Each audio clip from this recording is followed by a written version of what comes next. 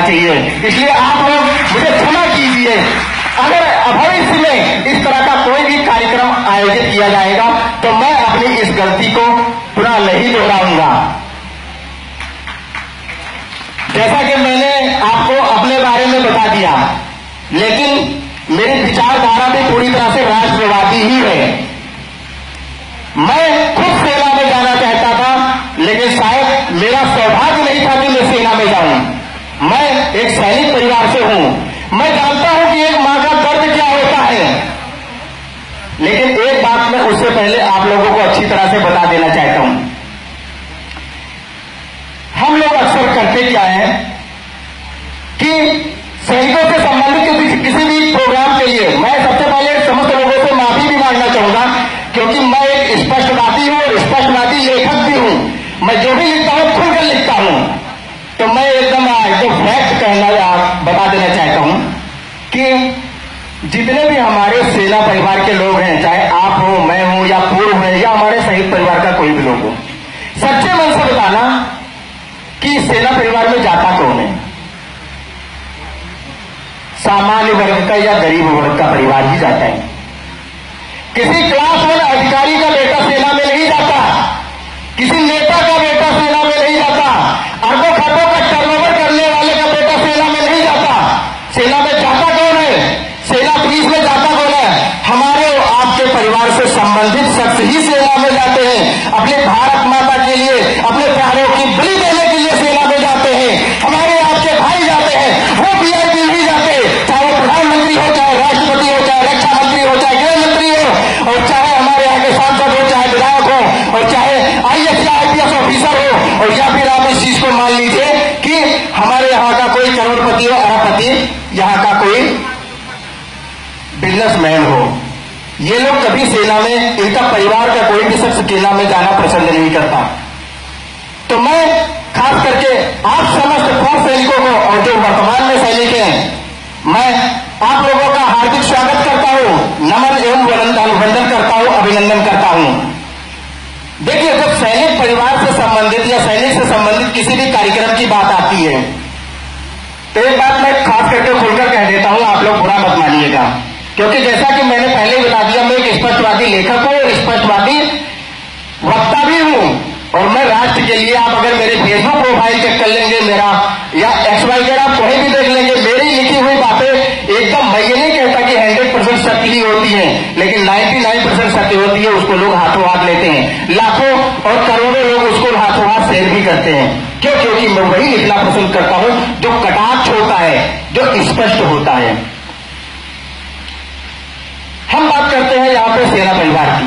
सेना परिवार छोड़ दीजिए, अगर किसी भी तरीके का कोई भी कार्यक्रम आयोजित किया जाता है तो हमेशा लोग क्या करते हैं कि बस उस शख्स को या उस विशेष वर्ग को खुश करने की कोशिश करते हैं।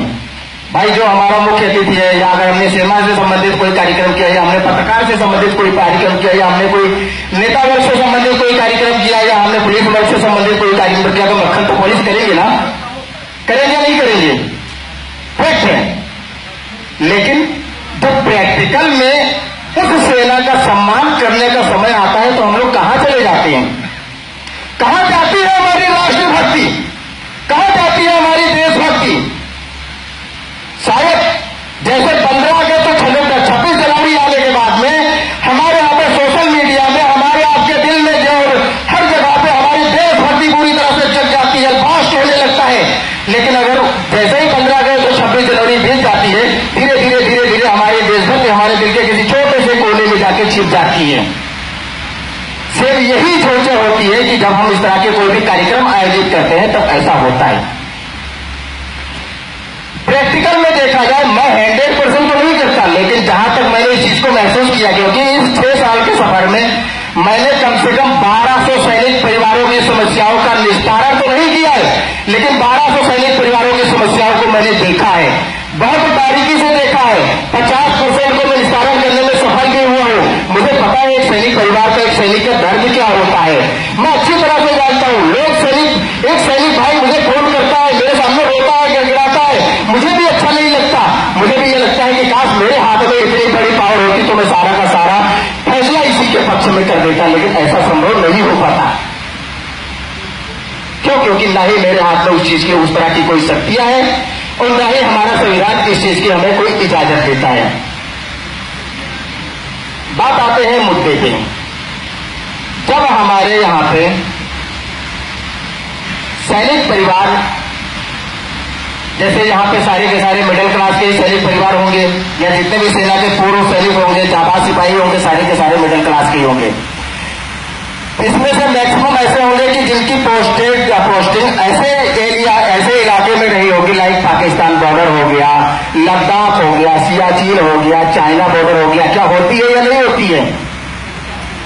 आप एक सैनिक हैं, सैनिकों का दर्द आपसे ज्यादा मैं इस स्टेज पर खड़े होकर लेक्चर देने के लिए यहाँ पे मैं आपसे ज्यादा नहीं समझ सकता।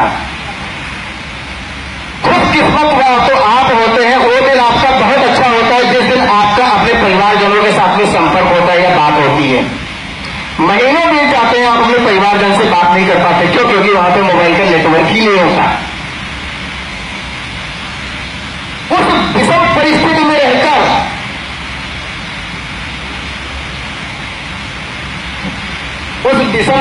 में रहकर आप लोग हमारे देश की, हमारे भारत माता की सेवा करते हैं। कौन सी गोली, दुश्मन की कौन सी गोली में आपका नाम लिखा है, ये खुदा भगवान तो क्या आप खुद भी नहीं जानते। इस परिस्थिति में रहकर, माइनस डिग्री से भी नीचे के टेम्परेचर में रहकर आप लोग हमारे देश की सुरक्षा, हमारे सरहद की सुरक्षा और हमारी सुरक्षा, हमारे नेता वर्ग की सुरक्षा, हमारे क्लास वन अधिकारियों की सुरक्षा करते हैं। अब एक ठंडे दिमाग से एक बात बताइए, छोटी सी बात है, मैं थोड़ा सा लंबा समय लेना चाहूंगा। एक महीना बीत गया, अगर आपके घर में किसी भी शख्स से या परिवारजन से आपने फोन किया और आपके परिवारजन ने आपको ये कहा कि हाँ सारे हालचाल यानी सारी खबर तो अच्छी है, लेकिन पड़ोसी जो आपका एक नेता किस्म का इंसान है या दबंग किस्म का है या गुंडा टाइप का इंसान है, या हो सकता है कोई अच्छा वकील हो या कोई अच्छा क्लास वन का अधिकारी हो, उसने आपकी मम्मी को मारा है या गाली दी है। पहली बात तो आप महीने 2 महीने 6 महीने के बाद में फोन कर पाते हैं। अब अगर ये संदेश आपके दिमाग में सुनने में आता है कि आपके परिवारजनों, आपके मम्मी या आपकी वाइफ या आपके बच्चे के साथ में किसी भी तरीके की बदतमीजी की है या मारा है, तो आपकी मनोदशा क्या होगी?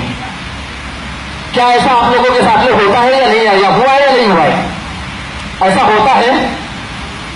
जब इस तरह की कोई घटनाएं होती है तो आप क्या कहेंगे? सबसे पहले जो आपके रिलेटिव में सबसे सशक्त शख्स होगा, सबसे पहले बोलेंगे आप उनके पास में जाइए या उनको फोन कर लीजिए या अपने क्षेत्रीय पुलिस स्टेशन में आप फोन कर लीजिए।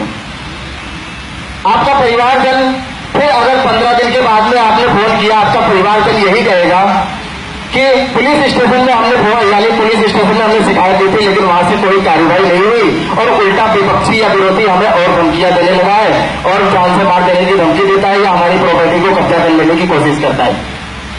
एक बात तो अच्छी तरह से जानते हैं कि सैनिक परिवार में किसी की मौत भी हो जाए फिर भी सैनिकों को छुट्टी नहीं मिलती होगी। जहां तक मुझे लगता है इतने आसानी से छुट्टी आप लोगों को नहीं मिलती है। मैं यहां पे एक मीटिंग अटेंड करने के लिए आया हूं, एक कार्यक्रम आप लोगों के बीच में संबोधित करने के लिए आए हो। अगर आज मेरे घर से, अभी मेरे घर से अगर फोन आता है कि आपके घर में इस तरह से कोई घटना हो गई, आपके मम्मी के साथ में किसी ने कुछ किया है, इस प्रोग्राम को जैसे तैसे निपटा के उसके बाद में सीधा चला जाऊंगा, एयरपोर्ट फ्लाइट लेकर मैं पहुंच जाऊंगा अपने घर।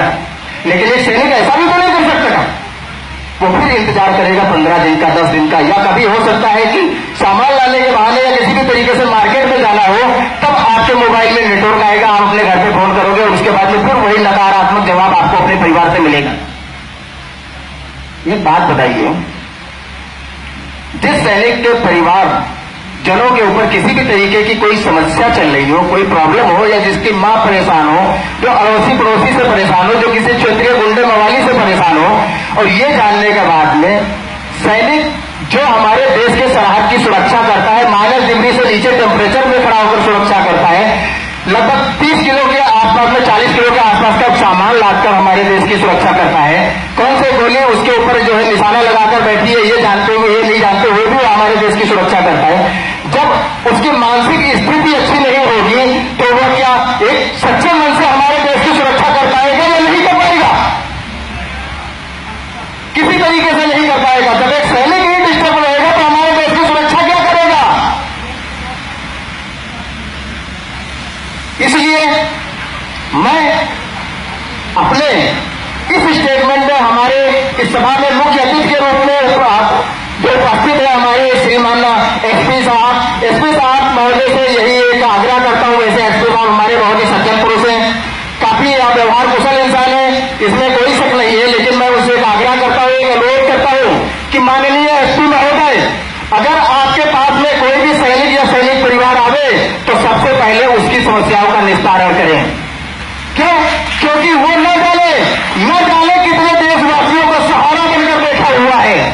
सबसे पहले आप उसकी समस्याओं का निस्तारण करें, अपने परिवार की तरह उसको मानकर चलें और उसके जो है खुद भी निस्तारण करें, अपने अधीनस्थ पुलिस अधिकारियों को भी इस तरह के लिए एक निर्देशित करें। और यही एसपी साहब नहीं, जितने भी इस तरह के विभागीय अधिकारी हैं, सबसे मैं यही जो एक अनुरोध करना चाहूंगा कि सबसे पहले वो एसपी साहब यानी हमारे जितने भी सैनिक परिवार हैं उनकी समस्याओं का निस्तारण करें, उनकी बात को गंभीरता से सुने, विचारें और उस पर जो है उसकी समस्याओं को दूर करने की कोशिश करें।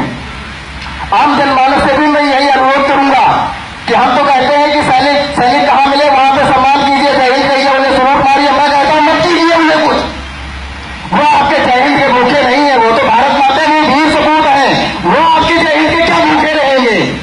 हकीकत में अगर आपको उनको सम्मान देना है तो ग्राउंड लेवल में उतरकर उनको सम्मान दीजिए। जो पड़ोसी उनको परेशान कर रहा है, 4 लोग इकट्ठा होकर उसके बाद में लठ उठाकर हाथ में डंडा लेकर सोटा लेकर उससे जाकर में बनने की क्षमता रखिए, उस दिन हम मानेंगे कि आप हकीकत में सैनिक परिवार का या सैनिक का सम्मान करते हैं। इसी वाणी के साथ में मैं अपनी वाणी को विराम देता हूं। बहुत कुछ कहना चाहता था। जय हिंद, जय भारत, वंदे मातरम। माफ कीजिएगा अगर किसी तरीके की कोई गलती हुई तो। जय हिंद।